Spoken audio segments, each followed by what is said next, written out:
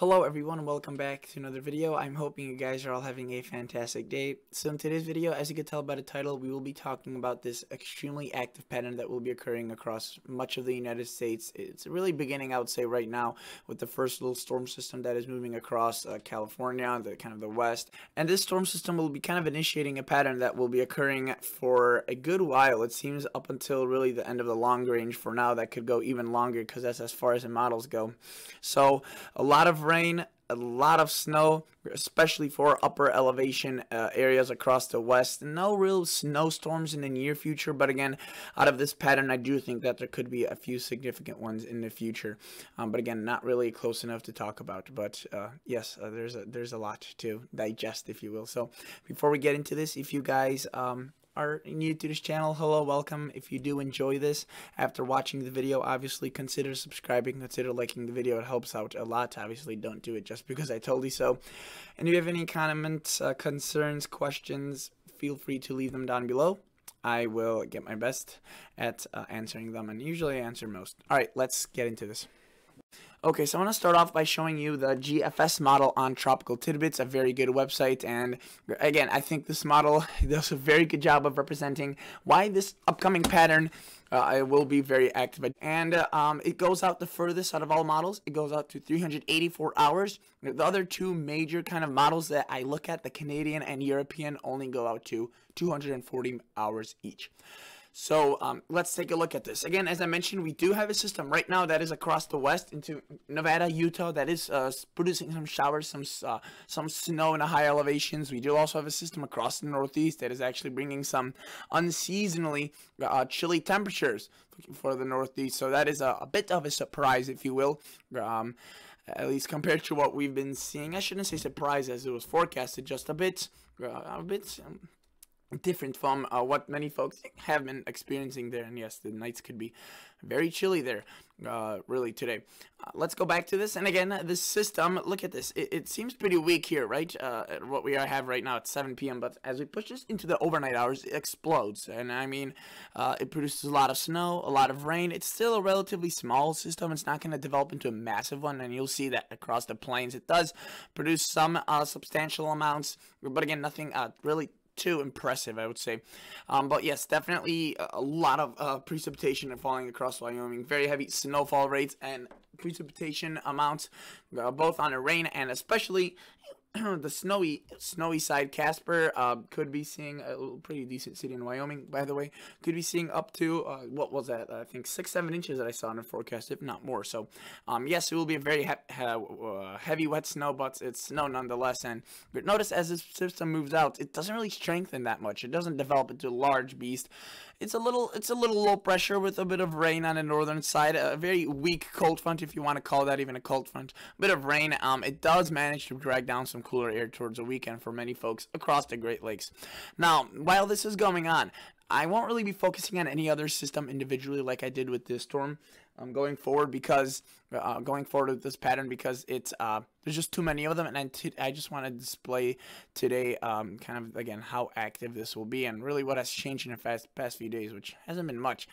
Just has gone from active to even more active. So again, notice this is next Sunday. We're just continuing this flow of precipitation, and yes, at times this flow is very prolific with large amounts of rain, large amounts of precipitation. Look at all that snow across the Sierra Nevada, Utah, Nevada, Colorado, Wyoming, Idaho, the Northwest also getting impacted by this.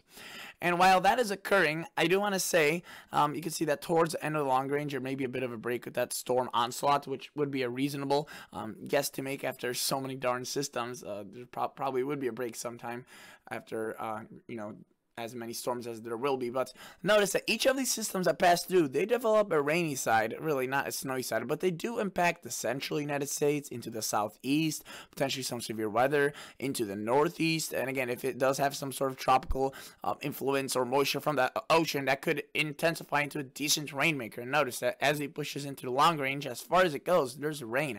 And again, it's active. Most of the United States is going to get impacted by this. Now, again, if you live east of the mountains, really, I would say that it's going to be mainly the rainy side of these storms. You're not going to see much snow, it seems. for most locations. Though there are a decent bit of models that do show a bit of snow for the Dakotas, maybe into the upper plains, maybe far inland northeast. But again, nothing really for large metropolitan areas that usually don't see snow in October. You probably won't be seeing any snow with this, but I do want to show you all the precip that you may be getting with this. Again, look at that, targeting the kind of the Great Lakes, upper Midwest, the southern United States, maybe not New England, but portions of the southern Northeast and kind of Mid-Atlantic, seeing decent amounts of rain into Pennsylvania, Maryland, Ohio, maybe 1 to 3 inches is a fair estimate. And of course, across the West, we see California, the Sierra Nevada, the Cascades picking up very decent amounts of rain, if not, just downright incredible amounts of rain or precipitation. A lot of this would fall in snow, potentially up to 12 inches of precip across California, Northern California, Sierra Nevada. The Bitterroots also picking up snow across the Cascades into Washington. Southwest states, really Arizona and New Mexico missing out, and maybe Southern California. But again, there's potential that there could be some more southern kind of systems there. Look at that. Indiana, Ohio, potentially picking up over, again, 6 inches of rain with that purple or red coloring. So, again, will this be exactly precise as this model shows? No, but you could, if you were a betting man, you would put your bets that the Great Lakes and especially maybe Indiana, Ohio, Illinois, kind of Kentucky area will be very wet and not dry in the next future, kind of 15 days. How wet? Again, that's a bit of a difference that the models can't agree on, and that's really where the challenge comes in. Let's take a look at the total snowfall, which I think is going to be absolutely stunning. Again, notice across the east, not much. This model shows something right there that I think that's more of like a glitch. That's not really going to be occurring. If there are chances, it's far from the coast and probably inland, and you could see even with that, the GFS model is not too excited. But look at the snowfall amounts across the western United States. Let's see where the western half is right there.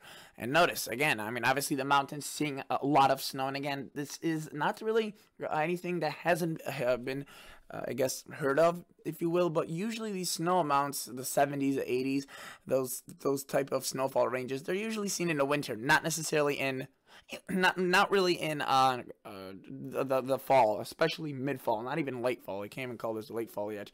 And look at all these amounts of precipitation, and again, in the form of snow here specifically. Again, a lot of mountain ranges, Bitterroots, Cascades, the Grand Tetons picking up a lot of snow, but the Sierra Nevada really getting the best of the best here with potentially over 80 inches of snow in some of these areas. So yes, a very active pattern for these folks as for sure. And in terms of rainfall, let me just zoom in and show you this again. It is going to translate into a lot of potential drought relief, this is good news. Now let's take a look at some other models. Canadian, let me just show you the precip outlook right off the bat for the West Coast. You can see it's high. It's a bit more, I guess, spotchy. The Canadian, it tends to do this, but you can see that those amounts are very high right there for the kind of Mount Olympia area. Seattle potentially seeing several inches of rain out of that. A lot of Western Oregon and Western California as well. And in terms of snowfall, also very impressive amounts. Maybe a bit less for this year according to the Canadian. But again, it's probably going to be somewhere in between what the Canadian and GFS shows. So regardless, the Canadian, the conservative one, if you will, shows still 32 inches. So if you want to call that conservative, go ahead. Eastern United States. Let's take a look at you now and let's see what snowfall the Canadian shows again. Maybe the the inland portions of New England seeing some snowfall, but again, mainly really being that rainfall that's the threat. And you can see this model centers it across the Midwest as well. Not so much Indiana, kind of that bullseye in Kentucky, Ohio, the tri-state Cincinnati area as the GFS did, but more towards the west. But let's see what it showed 12 hours ago. You could see it was more towards Missouri, kind of the bullseye. Still very wet, but again, and this one didn't even have a bullseye. Let's see what the GFS showed with the latest model run up to 384 hours. Again, that's the one I showed you. That's what it shows. How about the one 6 hours ago? You can see it was a different orientation. Still very wet, but again, who sees the heaviest and really from what storm? It's kind of a question impossible. And look, this one shows a lot for New England. And that was 12 hours ago. And then 12 hours later, it shows none. So, again, a lot of differences. And, there could be that difference could also produce a snowstorm or not and around, the late October timeframe, which, no specifics yet, but it's a possibility nonetheless. Now, let's take a look at one more model. And as you may have heard or guessed, it's the European model. I mentioned at the beginning of the video, I like the Canadian GFS and European. I already showed you the GFS and Canadian all really agreeing on that active pattern, and the European is not an outlier. So again, there's our system today into Wyoming. Could drop quite a bit of snow for central portions of Wyoming. That is some good drought relief for those folks, and maybe just a bit too early for such heavy snow. But regardless, notice that it does move out into the plains. It does produce a bit of storms, showers. Again, nothing too significant like the GFS and Canadian. It doesn't really develop the system into much, though it does drag down a bit of that cooler air across the northeast. Looking further towards the west, we have waves of precip. Really with the first one impacting Northern California and portions of Oregon, Washington by Wednesday. So really in 2 days. And then Thursday you have another wave. You can see kind of drags through the northwestern portion of the country, or country. And then look at that wave right there. Boom. I mean, that thing just explodes into, just blast into the west coast and southwestern Canada. And as he pushes forward, it only gets crazier. Look at that precipitation shield. That is impressive. And look at all that snow it brings into the Sierras, right? The Cascades, the Bitterroots, all those mountain ranges benefiting from that. And it doesn't stop there. The European brings in another system after that, right? And it shows signs of another one approaching kind of after that. And I do want to show you that the European, like all other systems or all other models that I showed you so far, it develops these storms and it kind of drags them further towards the east. It's not just a dead end, and you can see a lot of them maybe don't develop into big ones, but they do bring various amounts of precipitation for the Midwest and kind of the Great Lakes. And I do want to mention that while this is all occurring, there will be, I did mention this briefly, but there will be some pretty darn chilly air across the southwestern Canada and northeastern United States. It could be pretty chilly. Again, nothing that would really freeze your pipes, right? But definitely something that could kind of take you off guard and make you wear a coat and for work or whatnot, right? So I do want to quickly show you that the 2-meter temperature anomalies for that portion of the United States are actually going to be relatively chilly after, again, this little temporary storm system passes through, and boom, we do have some of those anomalies potentially even getting into the double digits compared to how warm it's been. That will feel pretty chilly. And then really everywhere else, you can see it's like cool air continues. Everywhere else, though, rather warm, and maybe just excluding the west coast. But speaking of temperatures, look, the European actually just keeps most of the eastern United States relatively chilly. So that could be actually pretty interesting. 2-meter temperatures this far out, then being that below average, that's most likely frost and freezes for a good portion of the area. And yeah, that holds true. So European model, total accumulated precip, I showed you kind of the simulated radar, if you will. It just hammers, probably the most out of any of the models. It hammers the California coast into Washington, Oregon, 6-7 inches, and then peaks probably around, again, the double digits. Not as much for the eastern United States. It's not as excited, but again, all it takes is probably a few model runs of difference to show that variance. Here you can see this one shows a bit more widespread. This one similar, but look, all of them have been showing those ridiculous amounts for the west, and again, a lot of that with those cooler temperatures potentially could fall as well snow for the mountains. And again, the European does show a decent bit. You can see definitely the double digits for the Sierras, maybe not as much as the GFS, but decent amounts to say the least. And just for comparison, the GFS model showed 384 hours, which again, granted, is further out than what the European model goes out to. Apologize, the phone is ringing. But the main reason the GFS shows more snowfall than the European for the Sierra Nevadas and the mountain ranges is, well, it does bring in a bit more overall precip, but it also brings in cooler temperatures across the west coast, and that converts a lot of that snow into snow rather than rain. Converts that rain into snow rather than keeping it as rain, I should say. And you can see the Cascades are essentially 30 to 40 inches of snowfall, which is a very good amount of snow. Again, pretty good for at least this being this early out. Bitterroots, potentially 20, 30 inches. Much of Wyoming, some of that could be falling today again, so this isn't all far out. And while yes, it's rather limited for the southwestern most kind of areas of the west, it still provides a lot of good snow, potentially, and I could say the hundreds with 129 inches right there. So yeah, that's definitely good.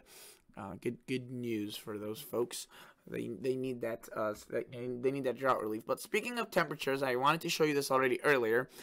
These are the EPS members. So it's 51 ensembles of the European model, if you will, the European family, which this model I was just showing you before this GFS, this one is part of. And if you were to take a look at it and its ensembles, this is 15 days snowfall outlook up until the 15 days. So it's 51 members, and I can't show you all of them at once, but I can click through some of them and show you that almost all of them show very impressive snowfall amounts. Some are a bit more conservative with that, but that's still some decent amounts of snow for the West. And then there's ones that, you know, go absolutely crazy. I know there's one somewhere around in this area that, yeah, I mean, look how big those amounts are. And again, even the more conservative ones, if you will, still show a lot of snow, and you can see some of them do take it out into the plains, which again, I think there will be more and more of this, especially if that active pattern continues. Even if some of that precip starts going more towards the northwest, it will still make its way into the United States with the the tropics still providing that moisture. But yeah, I mean, look at those amounts of snow. Really, few models showing less than, I guess, 2 feet for the largest of the mountain ranges. Look at that one. Hammers much of Colorado. That would bring Denver to a good snowfall amount. Again, they vary, but that's kind of the uncertainty of this pattern. I would say that there is going to be an active pattern, but what is the second phase, or really how active is it going to be, and how cold is it going to be, and whether or not that kind of translates to more snow on the eastern side or rain. For now, it's rain, as I said, but that could continue and bring in some more snowfall. And I do want to show you something that the European members, it goes out to 46 days. This little cool feature, and I could show you the North American view and 5-day average out 2-meter temperature anomaly. So like the temperature, but compared to average over a 5-day average for 46 days. And notice that right now we are dealing with quite a bit of warmer temperatures, a bit of that cooler air across the east coast, and a bit of that cooler air across the west could provide for, again, the additional snowfall compared to just some of that would fall as rain. But look, as we push this forward, we do see that warm air abating, and this is at this point the 9th of November, the 8th, the 10th, so this is about 15 days out from today, and you can see a lot of that warm air goes away, and we do see a lot of cool air creeping in. Again, it's more favored towards the west, the southwest, but there could be, this is just an average. There are definitely ensembles that show it more further towards the east, and some that show it much stronger and whatnot. So notice that doesn't stay along forever. That cooler air and the warm air does start retreating somewhat or coming back, but again, it's interesting to see that the models are showing this cooler period of time around the kind of the first half of November. And again, as we get towards the second half of November, things get extremely inaccurate. Really, they're probably inaccurate here as well, but still probably more accurate than what they show here, which is why I'm more confident that the pattern will be slowly transitioning into potentially a cooler pattern overall into November. Not just cooler in terms of your daily temperatures, but compared to average. So that's pretty important to note. And I do want to show you one quick thing, kind of the current radar. So again, as I mentioned, this system that is right now occurring across the western United States, it is a rather, if you will, measly system, nothing too impressive as of now. But I mean, there are decent snows occurring across southern Utah, some rain bands that are producing some, or even some light to potentially moderate rainfall across really Salt Lake City and the Salt Lake itself. So that is good. That lake is at a pretty low levels itself. So the water and rain and snow across this area of the country is definitely I would say a good thing. And again, nothing too impressive, but it will be quickly intensifying. Let's see those winter weather advisories. You can see that we're above 8,000 feet, 6 to 12 inches, which again is significant. Maybe not for the elevation, I would say, but it is a decent amount for at least 8,000 feet above, which it is pretty high. But again, a lot of this right here won't be the high elevations, and you can see it's 4 to 8 inches. That's a pretty good event, and that's why there is a winter storm warning, 6 to 12 across the higher elevations. You could assume 12 to 18 inches. More southern locations like the South Pass here, 5 to 10 inches. And you can see there are also vast areas of winter weather advisories extending into the Black Hills as well, 3 to 6 inches, and some into the eastern portions of Yellowstone with 6 to 8 inches, which is, again, rather decent amounts. And we do have a winter advisory in Nevada, and you can see it's 6 to 10, 3 to 6, so it's not a bad system, to say the least. And you can see that we do have advisories set for the next storm, which is coming in tomorrow. and they do have 3 to 6 inches at the highest, really not, yeah, the higher elevation. So we'll have to wait and see what the onslaught brings. But that is basically it for today's video, guys. Thank you so much for watching, and I'll catch you all on the next episode. See ya.